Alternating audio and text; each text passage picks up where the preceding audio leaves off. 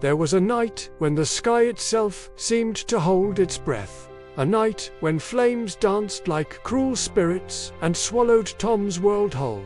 The fire did not merely take a house, it devoured his warmth, his laughter, his family, and the fragile safety of his childhood, leaving behind nothing but drifting ash and a boy standing alone in the silence of ruin. In that burning glow, Tom learned for the first time how unbearably wide and empty the world could feel. From that night onward, he wandered like a lost shadow. He walked from village to village, his small hands clutching an empty bowl, his eyes searching for kindness that was rarely given. Some people looked at him with pity, others with indifference, and many turned away.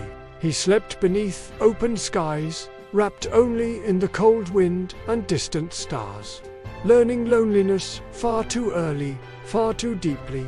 Each step he took carried both exhaustion and a quiet, stubborn will to keep breathing.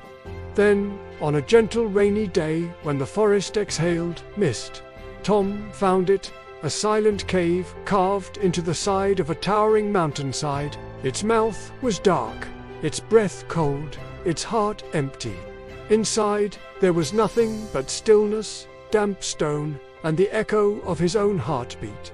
Yet, in that emptiness, Tom felt something stir, not fear, but a fragile sense of belonging. So he chose this barren cave as his shelter, not because it promised safety, but because it was the first place that did not reject him. Determined to survive, Tom walked down to the riverbank, where the water shimmered like broken glass beneath the pale light. There, he gathered smooth stones with trembling hands, carrying them one by one back to the cave to build a humble hearth.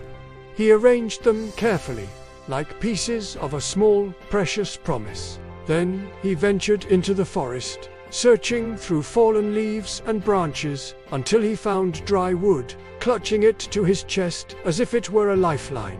Day after day, Tom struggled, stumbled, and rose again. He scraped his palms, burned his fingers, and felt the weight of the wild press against him.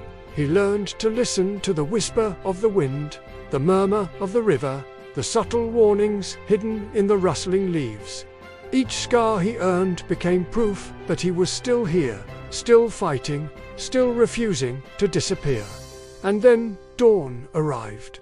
Soft light spilled through the trees, brushing against the river like a gentle hand. Tom knelt beside the water, staring at his wavering reflection, his fingers trembling as they touched the surface. The light did not erase his loneliness, did not heal his pain, but it reminded him that the world, vast and indifferent, would continue to move whether he did or not. The forest around him stood tall and ancient, beautiful yet merciless, mysterious yet unyielding. It was cold, unkind, and unforgiving, and still, it was the very place that kept him alive. Every breath he took carried the scent of rain, earth, and survival.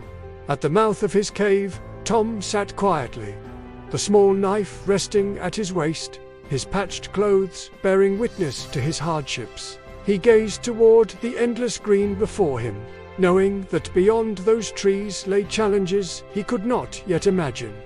Slowly, he rose, stepping out into the morning light, leaving the darkness of the cave behind.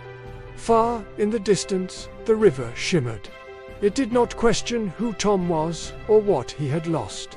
It simply flowed, offering water to anyone strong enough to reach it. In that moment, Tom understood survival did not ask for reasons, only for resilience. He had lost his family, his home, and the innocence of his childhood. The world had been cruel, sudden, and relentless. And yet, here he stood, breathing, moving, enduring. He did not know what tomorrow would bring. He did not know where his path would lead, or how many times he would fall. The forest would test him, push him to his limits, and perhaps break him again and again. But today, Tom was still alive. And as long as his heart continued to beat, his story was far from over.